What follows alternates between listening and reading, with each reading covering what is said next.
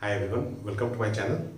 सो जैसा कि हम लोग का क्रैश कोर्स के वीडियोस अपलोड हो रहे थे, तो हम लोगों ने अभी मोशन इन वन डायमेंशन और प्रोजेक्टाइल मोशन से रिलेटेड कुछ डिस्कशन किया था इससे पहले वाले वीडियो में। तो दो वीडियो में अपलोड कर चुका हूँ।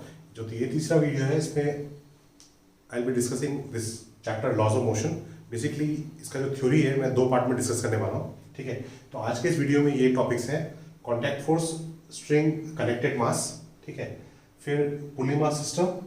पुली मास सिस्टम में भी दो केस देखेंगे, एक सिंगल पुली का और एक मल्टीपल पुली का, ठीक है। सो पहले देखते हैं ये कॉन्टैक्ट फोर्स।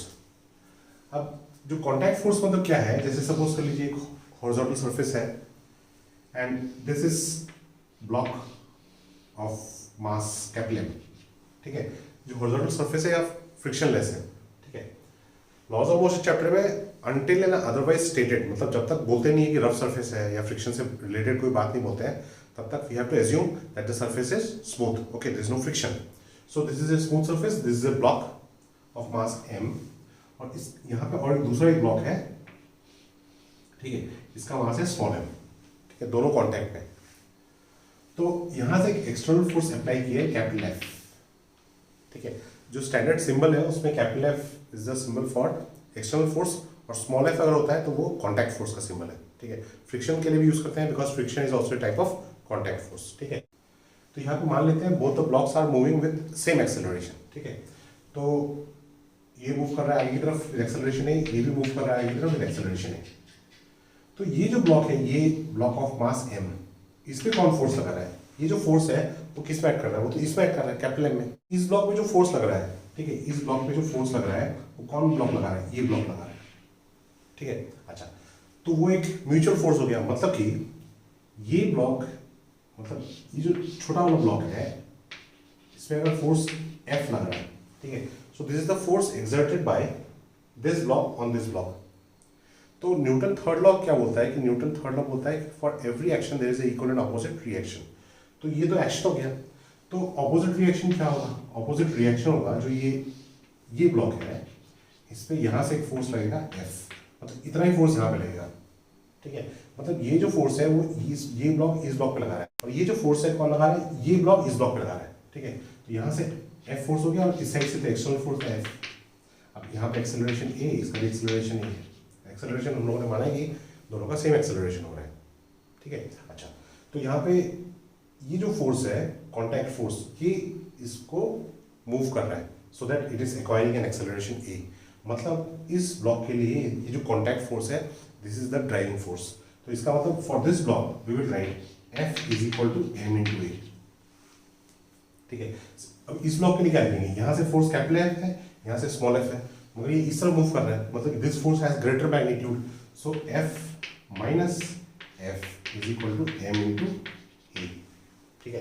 अब ये जो कॉन्टैक्ट फोर्स का वैल्यू है, इसको यहाँ पे सब्स्टिट्यूट करते हैं, तो F इक्वल टू कितना आता है? F इज इक्वल टू आता है ma प्लस ma, ये उधर चला गया, ठीक है। सो A इज इक्वल टू कितना हो गया? F divide by m plus n। तो ये हो गया इफेक्टिव एक्सेलरेशन, ठीक है। तो ये हम लोग डायरेक्ट भी निकाल सकते थे, क्यों? क्योंकि ये दोनों जब एक साथ मूव कर रहे हैं, so they are moving as a single unit, तो मतलब टोटल मास कितना हो जाएगा? m plus m। External force कितना है? F, तो acceleration equal to force by mass, ठीक है। तो यहाँ पे ये एक्सेलरेशन पता चला गया, तो ये एक्सेलरेशन अगर यहाँ पे सब्स्टिट्यूट करते हैं तो कॉन्टैक्ट फोर्स का वैल्यू कितना आता है?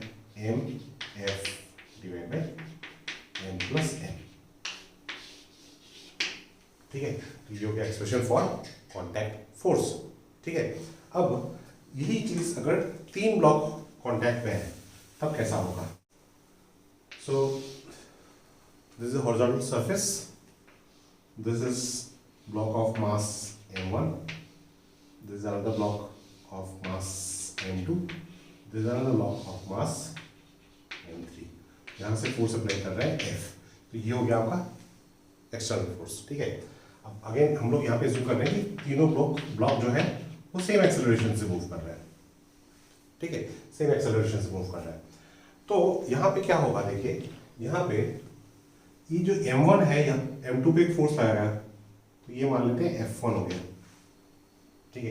तो इसका मतलब m1 में इक्वल फोर्स लगेगा, जो फोर्स m2 m1 में लगेगा वो कितना होगा? वो भी F1 होगा, ठीक है। सिमिलरली M2 जो M3 पे फोर्स लगा रहा है वो हो गया, मान लेते हैं F2, ठीक है। तो M3 M2 पे कितना फोर्स आएगा, इतना ही आएगा, F2, ठीक है। अच्छा, तो ये मतलब F1 F2 ये हो गए कॉन्टैक्ट फोर्स, ठीक है। तो मतलब अगर M1 को देखें तो M1 में इस साइड से फोर्स लग रहा है F, कैपिटल F, इस साइड से लग रहा है F1, ठीक है। अगर M2 को देखें, M2 में इस साइड से लग रहा है F1, इस साइड से लग रहा है F2।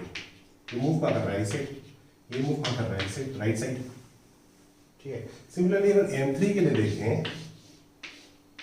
तो M3 के लिए यहां से लग रहा है F2 मूव कर रहा है विद एक्सेलरेशन ही, ठीक है। अब जो प्रीवियस क्वेश्चन में जो मैंने कॉन्सेप्ट अप्लाई किया था कि मतलब अगर तीनों एक साथ मूव कर रहे हैं तो I can consider them to be a single unit, ठीक है।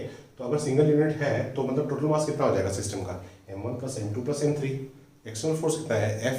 तो जो एक्सेलरेशन है, एक्सेलरेशन ऑफ द सिस्टम, उसको मैं डायरेक्ट लिखता हूँ A is equal to F divide by M1 plus M2 plus M3, ठीक है। तो ये एक्सेलरेशन हो गया। तो यहाँ पे हम लोग F2 जो कॉन्टैक्ट फोर्स है, contact force acting on M3, वो डायरेक्ट निकाल सकते हैं। क्यों? क्योंकि force equal to mass into acceleration.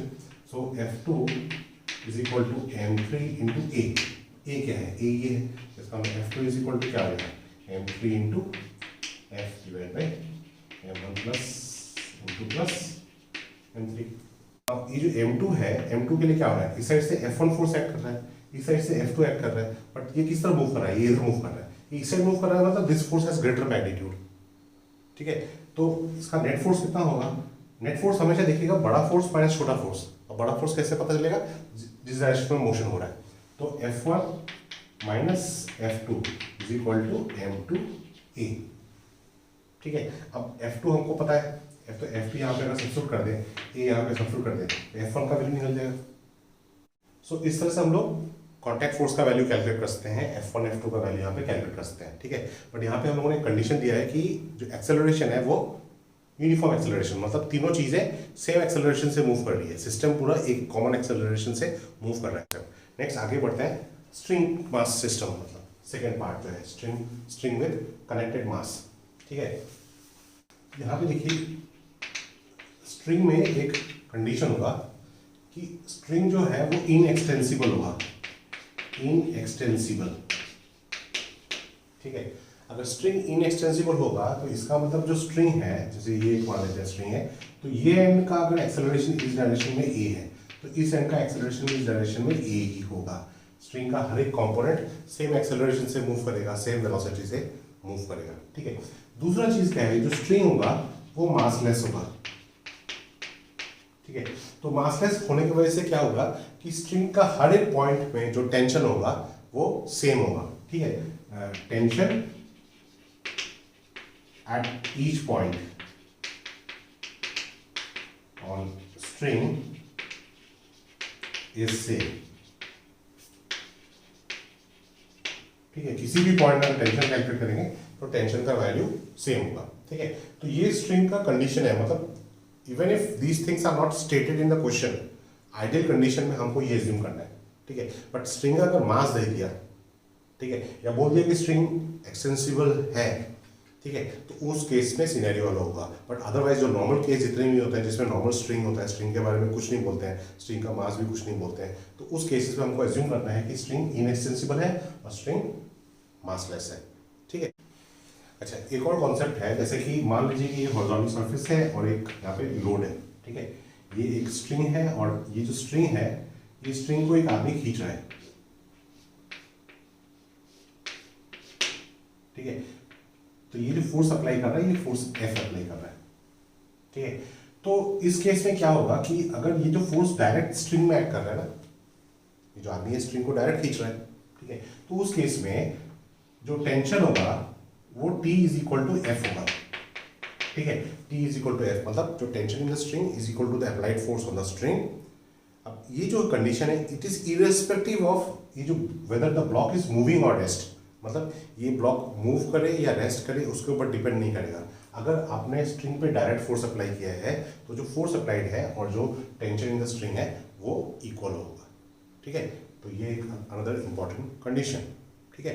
Motion of connected bodies देखते हैं। सपोज कर लीजिए horizontal surface, again smooth surface, कोई फ्रिक्शन नहीं है, so this is block of mass m1, this is another block of mass m2, इनके बीच में एक स्ट्रिंग है, ठीक है। अब स्ट्रिंग के बारे में कुछ नहीं बोला है, मतलब क्या है कि ये स्ट्रिंग जो है वो इनएक्सटेंसिबल है, जो स्ट्रिंग है वो मासलेस है, मतलब स्ट्रिंग के हर पॉइंट में टेंशन सेम होगा, स्ट्रिंग का हर पॉइंट सेम एक्सेलरेशन से मूव करेगा, ठीक है। अब यहाँ पे m2 पे हॉरिजॉन्टल फोर्स अप्लाई कर रहा हूँ F, ठीक है। अच्छा अब देखिए, ये अगर मूव किया with acceleration a, m2 move कर रहा है विद एक्सेलरेशन a, तो ये जो एंड है वो m2 के साथ अटैच है, मतलब इस एंड का, स्ट्रिंग का जो ये एंड है, इसका एक्सेलरेशन कितना होगा a। अब ये पूरा स्ट्रिंग का एक्सेलरेशन भी हर एक पॉइंट में a ही होगा, क्यों? क्योंकि स्ट्रिंग इनएक्सटेंसिबल है, तो मतलब इस पॉइंट का एक्सेलरेशन इस डायरेक्शन में कितना होगा a। ये जो मास है वो इसके साथ अटैच्ड है, मतलब इसका एक्सेलरेशन कितना होगा a, ठीक है। अच्छा दूसरा चीज कि इस पॉइंट में जो स्ट्रिंग है वो इस मास को इस डायरेक्शन में खींचेगा, तो टेंशन यहाँ पे होगा इस डायरेक्शन में, इस पॉइंट पे स्ट्रिंग उसको आगे की तरफ खींचेगा, तो ये हो गया आपका टेंशन,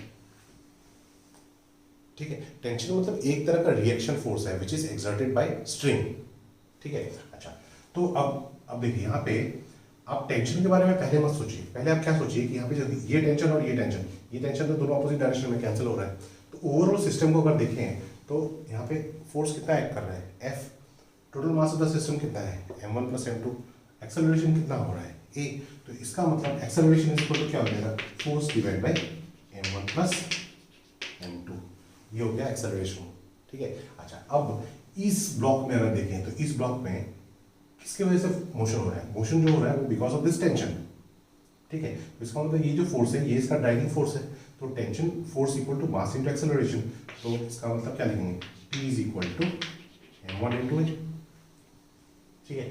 अब a क्या है, a ये है, तो इसका मतलब T इज इक्वल टू क्या हो जाएगा m1 into f divide by m1 plus m2, यहाँ से आपका टेंशन का वैल्यू आ गया।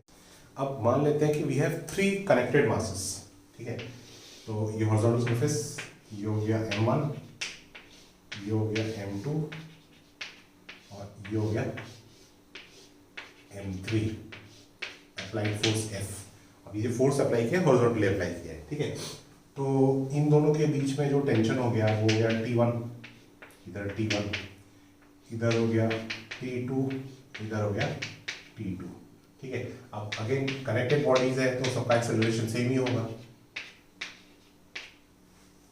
ठीक है। अच्छा फिर देखिए यहाँ पर T1 कैंसिल हो जाएगा, T2 कैंसिल हो जाएगा, तो इसका मतलब ओवरऑल अगर देखें तो सिस्टम पे कितना फोर्स एक्ट कर रहा है F, और सिस्टम का टोटल मास कितना है m1 plus m2 plus m3, acceleration कितना हो रहा है a, तो एक्सेलरेशन इक्वल टू क्या लिखेंगे, acceleration is equal to force divide by m1 plus m2 plus m3, acceleration हो गया। अच्छा अब टेंशन अगर चाहिए तो टेंशन यहाँ पे देखें तो यहाँ पे जो टेंशन है इस केस में, so tension is the driving force, मतलब इस टेंशन की वजह से ये मूव कर रहा है, ये टेंशन इधर एक्ट कर रहा है ना, तो टेंशन T1 इक्वल टू क्या लिखेंगे, T1 is equal to m1 into a, ठीक है। a क्या है, a ये है, तो इसका मतलब T1 इज इक्वल टू क्या हो जाएगा, T1 is equal to m1 into f divide by m1 plus m2 plus m3, ठीक है। T1 निकल गया। अब अगर हमको T2 चाहिए, ठीक है, तो T2 यहाँ से भी निकाल सकते हैं, यहाँ से भी निकाल सकते हैं। अगर इसको देखें तो यहाँ पे देखिए इस मास पे, तो ये तो इधर मूव कर रहा है, ठीक है, तो इधर अगर मूव कर रहा है तो इसमें फोर्स F इधर लग रहा है, T2 इधर लग रहा है, तो नेट फोर्स किधर हो गया, इधर हो गया, तो इसका मतलब F minus T2 is equal to m2 into a। अब a क्या है, a तो ये है, तो इसका मतलब this is F divide by m1 plus m2 plus m3, ठीक है। तो T2 इक्वल टू कितना आ जाएगा, T2 is equal to F minus m2 F divide by m1 plus m2 plus m3, तो मतलब m2 F वाला टर्म कैंसिल हो जाएगा, सो T2 इक्वल टू क्या आ जाएगा, m1 plus m3 F divide by m1 plus m2, तो ये हो गया T1 का वैल्यू, ये हो गया T2 का वैल्यू, ठीक है। अच्छा नेक्स्ट अभी देखते हैं पुली मास सिस्टम, ठीक है। सो स्टार्ट करते हैं सिंगल पुली से, फिर उसके बाद आगे मल्टीपल पुली का देखेंगे, ठीक है। तो सिंगल पुली का एक केस देखते हैं कि दिस इज सिंपल केस, एक पुली हो गया, ये इसको यहाँ से फिक्स सपोर्ट से लटकाया हुआ है, ठीक है, उसके बाद यहाँ से एक स्ट्रिंग है, सो ये स्ट्रिंग ऐसे गया, यहाँ पे एक फ्री एंड, तो this is mass m1, this other free and, यहाँ पे मास हो गया m2, ठीक है। अब मान लेते हैं कि m2 is greater than m1, ठीक है। तो इसको जब सिस्टम को छोड़ेंगे तो m2 नीचे आएगा, m1 ऊपर जाएगा। अब ये जो स्ट्रिंग है तो सिंगल स्ट्रिंग है, तो स्ट्रिंग अगर इनएक्सटेंसिबल है तो इसका मतलब मैंने क्या बोला था कि स्ट्रिंग अगर इनएक्सटेंसिबल है तो टेंशन सेम होगा, एक्सेलरेशन स्ट्रिंग के दोनों एंड में सेम होंगे। तो इसका मतलब इस पॉइंट पे एक्सेलरेशन और इस पॉइंट पे एक्सेलरेशन सेम होगा। तो ये अगर नीचे मूव करेगा विद एक्सेलरेशन ए, तो इसका मतलब ये ऊपर मूव करेगा विद एक्सेलरेशन ए, ठीक है। यहाँ पे जो फोर्स हो गया वो हो गया m2g, यहाँ पे जो फोर्स हो गया वो हो गया m1g, यहाँ पे टेंशन हो गया T, यहाँ पे टेंशन हो गया T, ठीक है। अच्छा, अब अगर ओवरऑल आप सिस्टम को देखें तो यहाँ पे ये जो टेंशन है अपोजिट डायरेक्शन में एक्ट कर रहा है कि नहीं, ये T इधर खींच रहा है, ये T इधर खींच रहा है, तो T जो कैंसिल हो जाएगा। यहाँ पे m2g इधर खींच रहा है, m1g ऊपर यहाँ पे खींच रहा है, ठीक है। m2g नीचे की तरफ खींच रहा है, m1g भी नीचे की तरफ खींच रहा है, बट ये दोनों फोर्स एक दूसरे के अपोजिट है। क्यों? क्योंकि m2 जो है m1 को खींच रहा है ना उल्टे डायरेक्शन में, ठीक है। m2 इसको इधर की तरफ खींच रहा है, m1 इधर की तरफ खींच रहा है, ठीक है। तो इसका मतलब जो इफेक्टिव फोर्स सिस्टम में एक्ट करेगा, ठीक है, नेट फोर्स वो कितना हो जाएगा, नेट फोर्स होगा, नेट फोर्स मतलब टी तो अंदर का क्या फोर्स है, कैंसिल हो गया, ठीक है। टोटल फोर्स में दिख रहा हूँ, नेट फोर्स वो हो गया m2g माइनस m1g, ठीक है।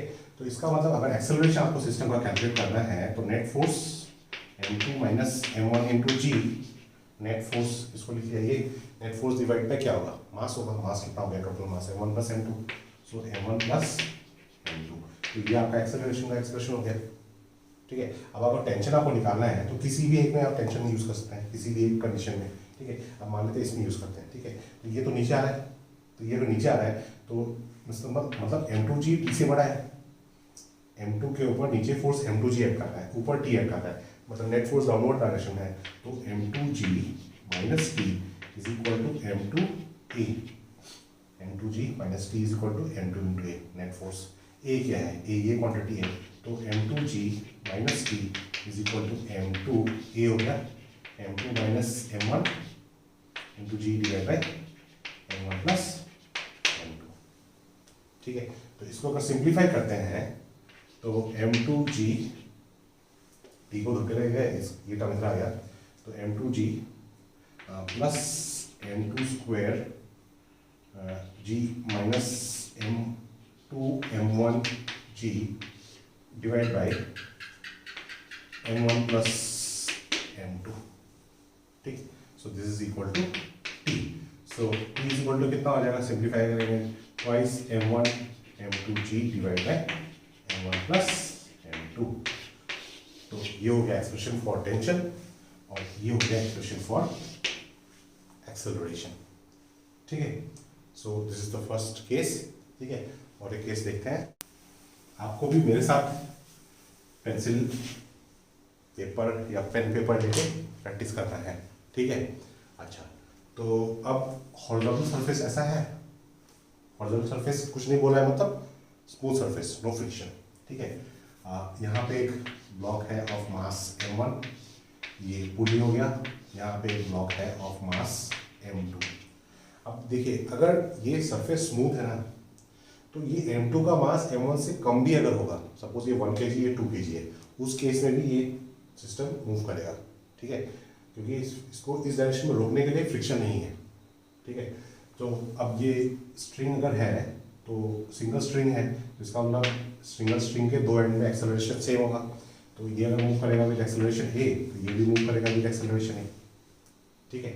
तो यहाँ पे हो गया फोर्स m2g, यहाँ पे जो मोशन हो रहा है ना वो इस फोर्स की वजह से हो रहा है, m2g की तरफ वजह से हो रहा है, ठीक है। क्यों? क्योंकि यहाँ पे t और ये t, ये तो इंटरनल फोर्स है, कैंसिल हो जाएगा, ठीक है। इसका मतलब जो एक्सेलरेशन होगा वो net force m2g divide by total mass m1 plus m2, ठीक है। तो ये हो गया आपका acceleration of the system. Tension अगर चाहिए तो यहाँ पे अगर देखें या यहाँ पे देखें, इस केस में क्या होगा, ये मतलब टेंशन इसका ड्राइविंग फोर्स है, तो T is equal to m1 into a, T is equal to m1 into a, ये क्या है, ये है, so T is equal to m1 m2 g divide by m1 plus m2, आ गया डायरेक्ट टेंशन का वैल्यू, ठीक है। और केस देखते हैं, सपोज कर लीजिए हॉरिजॉन्टल सरफेस है, यहाँ पे एक ब्लॉक है ऑफ मास m, यहाँ पे एक पुली है, this is block of mass m2, यहाँ पे और एक पुली है, ठीक है, यहाँ पे this block of mass m1, ठीक है। और सपोज कर लीजिए कि ये नीचे आ रहा है, ये ऊपर जा रहा है, ठीक है। अब देखिए स्ट्रिंग यहाँ पे दो अलग अलग स्ट्रिंग है, ठीक है, बट यहाँ पे भी एक्सेलरेशन पूरे सिस्टम का एक ही होने वाला है। क्यों? क्योंकि ये जो स्ट्रिंग है ये एक सिंगल स्ट्रिंग है, ठीक है। सिंगल स्ट्रिंग के दो एंड में एक्सेलरेशन सेम होता है, तो मतलब ये एंड और ये एंड सेम एक्सेलरेशन होगा। अच्छा, ये एंड का एक्सेलरेशन जितना होगा इस ब्लॉक का एक्सेलरेशन भी उतना ही होगा, इस ब्लॉक का एक्सेलरेशन जितना होगा इस स्ट्रिंग का भी उतना एक्सेलरेशन होगा। क्यों? क्योंकि ये तो इसके साथ अटैच्ड है, इसका जितना एक्सेलरेशन होगा इस एंड का भी उतना एक्सेलरेशन होगा, तो इसका मतलब पूरी सिस्टम का एक्सेलरेशन सेम ही होगा, ठीक है। तो ये एक्सेलरेशन ए होगा, इधर एक्सेलरेशन ए, ऊपर एक्सेलरेशन ए, ठीक है। जैसे मैंने एज्यूम किया है कि ये m1 बड़ा है, तो m1 बड़ा है तो इस साइड एक्सेलरेशन होगा, ठीक है। अगर m2 बड़ा होता तो उस साइड एक्सेलरेशन होता, ठीक है। अच्छा, अब ये तो हो गया m1 m2, ये मार्क कर लिया, इधर हो गया m1g, इधर हो गया m2g, इधर हो गया tension T1, this is T1, this is T2, this is T2, ठीक है। स्ट्रिंग अलग अलग है, टेंशन अलग अलग होगा, ठीक है।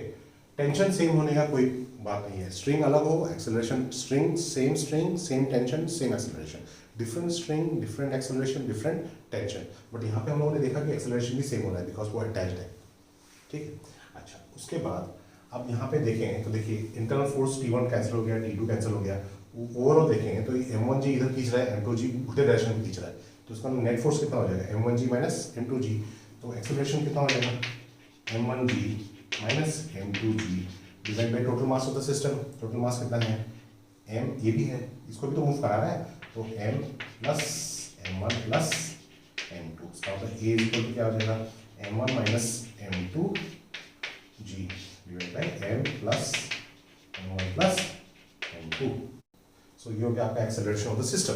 अब अगर टेंशन चाहिए, ठीक है, तो टेंशन जैसे अगर मान लीजिए T2 निकालना है, तो यहाँ पे इस केस में देखिए ये सिस्टम ऊपर मूव कर रहा है, सिस्टम ऊपर मूव कर रहा है, इसका मतलब क्या है T2 is greater than m2g, तो नेट फोर्स कितना हो जाएगा, नेट फोर्स हमेशा बड़ा फोर्स माइनस छोटा force, so T2 minus m2g is equal to m2a, और a क्या है, a ये है, तो a की जगह पे m1 minus m2g divide by m plus m1 plus m2, ठीक है। तो इसको सिंप्लीफाई करेंगे तो यहाँ पे T2 आ जाएगा, T2 कितना आ जाएगा, T2 is equal to m2g plus m1 m2g minus m2 square g divide by m plus m1 plus m2, ये कैपिटल है, ठीक है। तो इसको अगर सिंप्लीफाई करते हैं तो ये m2 स्क्वायर वाला टर्म कैंसिल हो जाएगा, m1g m2g एक है, दो बार है, तो t is equal to m m2g plus twice m1 m2g divide by m plus m1 plus m2, this is T2। तो मतलब T2 is equal to m plus twice m1 m2g divide by m plus m1 plus m2, तो ये हो गया आपका T2 का value. तो similarly हम लोग यहाँ पे T1 का वैल्यू कैलकुलेट करते हैं यहाँ पे सब्स्टिट्यूट करके, ठीक है। तो ये आप खुद ट्राई कर कीजिएगा, but this is how you have to proceed, ठीक है। आगे और एक केसेस देखते हैं हम लोग। अभी तक हम लोगों ने जो पुली मास सिस्टम देखा, वहाँ पे जो पुली था वो रेस्ट में था, ठीक है। तो अगर पुली मूव कर रहा है उस केस को कैसे हम लोग सॉल्व करेंगे, या अगर क्वेश्चन में एक से ज़्यादा पुली है तो उसको कैसे सॉल्व करेंगे, वो अभी हम लोग सीखते हैं, ठीक है। तो उसके लिए एक कॉन्सेप्ट है, जैसे मान लीजिए कि आपके पास एक पुली है, दिस इज द स्ट्रिंग, ये और एक स्ट्रिंग है, ये ऐसे जा रहा है, ठीक है, ये ग्राउंड लेवल है, ठीक है। मास वास अटैच्ड है, वो अभी सिचुएशन नहीं देख रहे हम लोग, इस पुली का क्या हो रहा है वो देख रहे हैं, ठीक है। अब जैसे मान लेते हैं कि इसको अगर मैं मूव करता हूँ ऊपर की तरफ थ्रू डिस्टेंस x, ठीक है, तो इसको अगर आप ऊपर खींचेंगे तो ये पूरा सिस्टम ऊपर की तरफ आएगा, है कि नहीं। तब क्या होगा, तो तब आपका जो पुली ये कुछ ऐसा चला जाएगा, ऊपर गया, ये पुली है, ठीक है। तो मतलब आप इसको ऊपर लेके गए थ्रू डिस्टेंस x, तो ये जो दोनों स्ट्रिंग है ऊपर चले गए थ्रू डिस्टेंस x। ठीक है। अच्छा, मगर अगर मैं ये जो एंड है, एक एंड स्ट्रिंग का मैं फिक्स रखूं, ठीक है, एक एंड अगर स्ट्रिंग का मैं फिक्स रखूं, तब क्या होगा? तब अगर आपने पुल्ली को खींचा ऊपर की तरफ थ्रू ए डिस्टेंस x, तो ये जो एंड है ये अब ज्यादा ऊपर जाएगा, तो ये जो डिस्टेंस है, अब ये क्या डिस्टेंस क्या होगा? क्या ये 2x होगा? करेक्ट। ठीक है, तो मतलब आपने इस एंड को जब x डिस्टेंस से खींचा हो, ये एंड अगर फिक्स है तो ये एंड ऊपर जा रहा है थ्रू 2x। तो इसका मतलब अगर यहाँ पे इस एंड का वेलोसिटी अगर v है, तो यहाँ पे वेलोसिटी, इस एंड का वेलोसिटी कितना हो जाएगा? Twice v। यहाँ पे अगर एक्सेलरेशन a है तो यहाँ पे एक्सेलरेशन कितना हो जाएगा? Twice a। अच्छा, अभी तक हम लोगों ने जो देखा उसमें पुली जो है वो फिक्स पुली था, ठीक है। फिर हम लोगों ने देखा कि पुली मूव कर रहा है मगर स्ट्रिंग का एक एंड फिक्स है, ठीक है। अब अगर ऐसा सिचुएशन जिसमें स्ट्रिंग के दोनों एंड मूव कर रहे हैं और पुली भी मूव कर रहा है, तब क्या होगा? ठीक है, तो उसके लिए क्या है कि आपका पास एक this is horizontal surface, this is block of mass m1, ठीक है, ये स्ट्रिंग हो गया, यहाँ पे पुली है, दिस इज अनदर पुली, यहाँ से ऐसे गया, यहाँ पे ये पुली है, this is another mass, so this is m2, यहाँ पे और एक मास है m3, ठीक है। मान लेते हैं कि ये m3 नीचे आ रहा है, फ्रिक्शन है नहीं, तो ये m1 m2 towards the pulley move करेगा, m3 नीचे की तरफ जाएगा, ठीक है। तो ये जो लेंथ है ये मान लेते हैं x1 है, ये जो लेंथ है ये x2 है, ये जो लेंथ है ये x3 है, ये भी x3 होगा, ठीक है। ये एक इंस्टेंट में है, जैसे जैसे टाइम चेंज होगा ये लेंथ चेंज हो जाएगा, क्योंकि m1 इधर मूव करेगा तो x1 चेंज होगा, x1 डिक्रीज होगा, m2 इधर मूव करेगा तो x2 डिक्रीज होगा, m3 नीचे आएगा, ये x3 इंक्रीज होगा, ठीक है। अच्छा, बट ये जो स्ट्रिंग है यहाँ से यहाँ तक, ये जो स्ट्रिंग है ये सिंगल स्ट्रिंग है, ठीक है। स्ट्रिंग क्या है? स्ट्रिंग तो इनएक्सटेंसिबल हम लोग एज्यूम करते हैं, इनएक्सटेंसिबल मतलब उसका लेंथ तो कांस्टेंट है, लेंथ चेंज नहीं होगा। तो इसका मतलब यहाँ पे हम लोग इस लेंथ, इस स्ट्रिंग का लेंथ अगर l लेते हैं, हम लोग लिखते हैं x1 plus x2, x1 plus x2 plus twice x3 is equal to l। ये जो l है ये कांस्टेंट होगा, length of the string is constant, ठीक है। तो अगर इसको अगर डिफरेंशिएट करते हैं तो dx1 by dt plus dx2 by dt plus 2dx3 by dt is equal to 0। Differentiate किया with respect to time, l constant है तो 0 हो गया, ठीक है। अच्छा, अब देखिए एज टाइम प्रोग्रेसेस ये जो x1 है x2 डिक्रीज होता है, x3 इंक्रीज हो रहा है, ठीक है। ये जो dx1 by d2 dx2 by dt ये क्या है? Rate of change in value of x1, rate of change in value of x2, ये है rate of change in value of x3। तो ये दोनों चीजें तो डिक्रीज हो रही है, ये इंक्रीज हो रहा है, तो डिक्रीज और इंक्रीज को हम लोग कैसे लिखेंगे? डिक्रीज को नेगेटिव से लिखेंगे, इंक्रीज को पॉजिटिव वैल्यू से। मतलब यहाँ पे क्या लिखेंगे? इन दोनों की जगह पे हम लोग क्या लिखेंगे? Minus v1 minus v2 plus twice v3 is equal to 0, ठीक है। माइनस साइन क्यों आया? क्योंकि ये चीज डिक्रीज हो रहा है, ठीक है। यहाँ पे प्लस क्यों आया? क्योंकि ये चीज इंक्रीज हो रहा है, x3 इंक्रीज हो रहा है। तो v3 इक्वल टू क्या हो गया? v3 is equal to v1 plus v2 by 2। मतलब इस ये का मूव कर रहा है वेलोसिटी v3, ठीक है। तो इसका जो वेलोसिटी होगा वो इन दोनों की वेलोसिटी के एवरेज वेलोसिटी होगा। अब इसी को अगर डिफरेंशिएट करें तो क्या मिलेगा? a3 इज इक्वल टू क्या मिलेगा?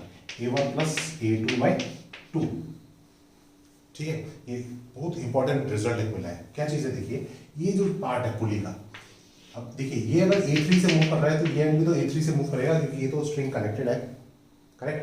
तो इसका मतलब इस पॉइंट का एक्सेलरेशन को मिल रहा है a3, ये पॉइंट नीचे की तरफ आ रहा था फिर एक्सेलरेशन a2, ये इसका a2 है तो इसका a2 होगा, ये नीचे आ रहा है तो एक्सेलरेशन a2, ये नीचे की तरफ मूव कर रहा है, ये स्ट्रिंग का ये नीचे मूव कर रहा है, ये एक्सेलरेशन a1।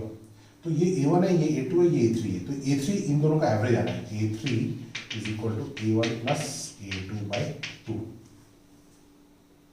ठीक है। मतलब जो मिडिल पॉइंट का जो एक्सेलरेशन होगा वो साइड के एक्सेलरेशन का एवरेज होगा, ठीक है। बट यहाँ पे डायरेक्शन का बात भी हमको देखना है। डायरेक्शन का बात क्या देखना है? यहाँ पे देखिए a1 a2 a3 सारे सेम डायरेक्शन में, इसलिए पॉजिटिवली है।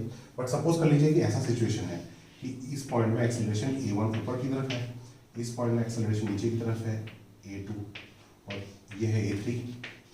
तो यहाँ पे A3 और A2 सेम डायरेक्शन में, तो इसका मतलब उन दोनों का साइन सेम होगा, तो A3 इक्वल टू क्या लिखेंगे, ये जो है इन दोनों का एवरेज होगा, ये तो ठीक है, ठीक है, बट साइन कैसे लिखेंगे, A3 is equal to A2 minus A1/2, ठीक है, A3 is equal to A2 minus A1/2। अब A2 और A3 का साइन सेम है, A1 माइनस है, क्यों, क्योंकि ऊपर की तरफ है, ठीक है। सो इस तरह से आपको डायरेक्शन लेना है, ठीक है, खाली ये रखना है कि इस पॉइंट का एक्सेलरेशन साइड के दोनों पॉइंट का एवरेज होगा, और जो डायरेक्शन है वो आपको देखना है कि किस तरफ हो रहा है, ठीक है। अच्छा, अब इसका थोड़ा यूज करके देखते हैं। सो ये एक सिस्टम है, मान लेते हैं, ठीक है, M1 M2 ये दो पुली है, ठीक है, आइडियल केस है, पुली मासलेस है, कोई फ्रिक्शन नहीं है, स्ट्रिंग इनएक्सटेंसिबल है, स्ट्रिंग भी मासलेस है, ठीक है। अब सपोज कर लीजिए कि M1 ऊपर की तरफ मूव कर रहा है विद एक्सेलरेशन A1, ठीक है। अब यहाँ पे अगर कुछ ना मालूम हो ना कि M1 ऊपर जाएगा या M2 ऊपर जाएगा, तो आप अपने हिसाब से ले लीजिए, ठीक है। अगर जैसे A1 ऊपर की तरफ लिया है और फाइनल आंसर A1 कुछ नेगेटिव आता है, तो इसका मतलब ऊपर की तरफ नहीं होगा, नीचे की तरफ होगा, ठीक है। तो फाइनल आंसर में जो साइन है उससे हमको पता चलेगा कि मतलब मोशन किस तरफ हो रहा है, ठीक है। तो M1 ऊपर की तरफ ले लिया, M2 ले लेते हैं नीचे की तरफ विद एक्सेलरेशन A2, ठीक है। A1 A2 हमको निकालना है, ठीक है। अच्छा, अब यहाँ पे देखिए, यहाँ पे टेंशन अगर T है, ठीक है, तो ये एक सिंगल स्ट्रिंग है, यहाँ से ऐसे गया है, इसका मतलब यहाँ पे भी टेंशन T होगा, यहाँ पे भी टेंशन T होगा, ठीक है। ये अगर T है तो यहाँ पे जो टेंशन होगा वो कितना होगा, 2T होगा, ठीक है, 2T होगा। 2T अगर है, 2T क्यों लेते हैं, देखिए जो T लिया है, यहाँ पे 2T लिया है, कारण क्या है, ये जो पुली है, पुली में देखिए ये T है, ये T है, ये मुझे सपोज कर लीजिए इस साइड, ये जो 2T लिया है M2 के लिया था, तो यहाँ पे पुली के लिए जो टेंशन होगा वो तो नीचे की तरफ होगा, ये 2T सपोज कर लीजिए हमको पता नहीं है, तो ये मैंने ले लिया टेंशन ऑन पुली, ठीक है। अब टेंशन ऑन पुली कितना है मुझे पता नहीं है, ठीक है। अब देखिए यहाँ पे ऊपर की तरफ फोर्स कितना हो गया, 2T, नीचे की तरफ फोर्स कितना हो गया, TP, तो ये नेट फोर्स हो गया, is equal to mass of pulley into acceleration of pulley, ठीक है। बट आइडियल केस में हम लोग मास ऑफ पुली कितना लेते हैं, 0 लेते हैं, तो इसका मतलब मास ऑफ पुली अगर 0 है तो पूरा क्वांटिटी 0 हो गया, इसका मतलब TP इज इक्वल टू क्या हो गया, tension of pulley is equal to 2T हो गया, तो इसीलिए हम लोगों ने ये टेंशन 2T लिया है, ठीक है। तो यहाँ पे टेंशन पुली पे नीचे की तरफ टेंशन 2T होगा, इस ब्लॉक पे टेंशन ऊपर की तरफ 2T होगा, ठीक है। अच्छा, यहाँ तक तो हमको समझ में आ गया। दूसरा चीज क्या है, जो ब्लॉक है इसका एक्सेलरेशन अगर A1 है, तो इसका मतलब ये जो स्ट्रिंग है इसका एक्सेलरेशन भी A1 होगा ऊपर की तरफ, तो इसका मतलब इस पॉइंट पे जो एक्सेलरेशन ऊपर की तरफ होगा वो A1 होगा, ठीक है। अच्छा, तो ये पॉइंट तो अगर A1 है, तो इसका मतलब इस पॉइंट में भी एक्सेलरेशन A1 होना चाहिए, इस पॉइंट में एक्सेलरेशन किस तरफ होगा, नीचे की तरफ होगा, ये ऊपर जा रहा है तो ये नीचे जाएगा ना, तो ये नीचे कितना होगा, A1, मतलब ये जो स्ट्रिंग है ये तो सेम स्ट्रिंग है, यहाँ पे एक्सेलरेशन कितना हो गया, A1। ये पॉइंट तो फिक्स है, तो इसका मतलब इस पॉइंट का एक्सेलरेशन कितना होगा, 0, तो ये पॉइंट इसके साथ कनेक्टेड है, तो इस पॉइंट का एक्सेलरेशन कितना होगा, इस पॉइंट का एक्सेलरेशन भी 0 होगा, ठीक है। अच्छा, अब इस पॉइंट का एक्सेलरेशन 0, इस पॉइंट का एक्सेलरेशन A1, और ये है यहाँ पे एक्सेलरेशन कितना है, A2, इसका एक्सेलरेशन A2 है, तो इसका भी एक्सेलरेशन A2 होगा। तो ये पुली को अगर देखें तो ये पुली में यहाँ पे एक्सेलरेशन है A1, यहाँ पे एक्सेलरेशन है 0, नीचे बीच का एक्सेलरेशन है A2, तो ये जो एक्सेलरेशन है वो इन दोनों का एवरेज होता है, तो इसका मतलब A2 is equal to A1 plus 0 divide by 2, तो इसका मतलब A2 is equal to A1/2, तो A1 is equal to twice A2 हो गया, मतलब इन दोनों का एक्सेलरेशन का रिलेशन अभी हमको पता चल गया, ठीक है। अच्छा, एक्सेलरेशन का रिलेशन का पता चल गया, देखिए अब इजीली हम लोग कर सकते हैं। टेंशन अगर इसको इस केस में देखें तो यहाँ पे M1G हो गया फोर्स, ठीक है, तो अपवर डायरेक्शन में फोर्स कितना है, T, नीचे की तरफ कितना है फोर्स M1G, तो T minus M1G is equal to क्या हो जाएगा, is equal to M1 into A1, और यहाँ पे अगर देखें तो दिस इज M2G, तो नीचे की तरफ फोर्स है M2G, ऊपर की तरफ फोर्स है 2T, तो ये नीचे की तरफ आ रहा है, इसका मतलब M2G minus 2T is equal to M2A2, ठीक है। But A2 equal to A1 is equal to क्या है, ट्वाइस A2, यहाँ पे क्या लिख सकते हैं, ट्वाइस A2, ठीक है। अब इसको अगर दोनों को मैं 2 से मल्टीप्लाई करूँ तो ये 2 हो जाएगा, ये 2 हो जाएगा, यहाँ पे ये 4 हो गया। क्यों 2 से मल्टीप्लाई किया? ताकि टेंशन कैंसिल हो जाए, तो 2t कैंसिल हो गया। ये कितना हो जाएगा? m2g minus twice m1g is equal to a2 4m1 plus m2। ठीक है, तो इसका मतलब a2 इक्वल टू कितना आ गया? a2 is equal to m2g minus twice m1g, तो g को कॉमन ले लेते हैं, into g divide by 4m1 plus m2। a2 का वैल्यू आ गया, a2 का अगर वैल्यू आ गया तो a1 का वैल्यू आ जाएगा, इसको 2 से मल्टीप्लाई करने से हो गया। ठीक है, तो इसका मतलब इन दोनों का एक्सेलरेशन निकल गया। ठीक है, so this is how you have to proceed. ठीक है, मतलब मेन कॉन्सेप्ट यहाँ पे क्या है कि एक एक्सेलरेशन का आप लोगों ने रिलेशन निकाल दिया, उसके बाद तो आपको फ्री बॉडी डायग्राम ड्रॉ करना है, जो नेट फोर्स का इक्वेशन लिखना है, सिंप्लीफाई करना है। ठीक है, तो मेन चीज़ है कि आप एक्सेलरेशन का कंडीशन ढंग से लिखें। ठीक है, so these were few of the concepts related to pulley mass system. So based on these concepts मैं कुछ क्वेश्चंस हैं जो मैं उसका लिंक मैं डिस्क्रिप्शन में दे दूंगा। ठीक है, आप वो क्वेश्चंस को एक बार ट्राई कीजिए। ठीक है, जो क्वेश्चंस बनते हैं तो ठीक है, अगर नहीं बनते हैं तो आप मुझे बोलिएगा, मैं उसका सॉल्यूशन आपको दे दूंगा। ठीक है, बट आप उन क्वेश्चंस को एक बार ट्राई कीजिए बेस्ड ऑन दीज कॉन्सेप्ट्स। ठीक है, ये कॉन्सेप्ट्स आपको अगर समझ में आ गया है तो वो क्वेश्चंस गारंटेड आपसे हो जाएगा, ये मेरी गारंटी है। ठीक है, so with this I end this video.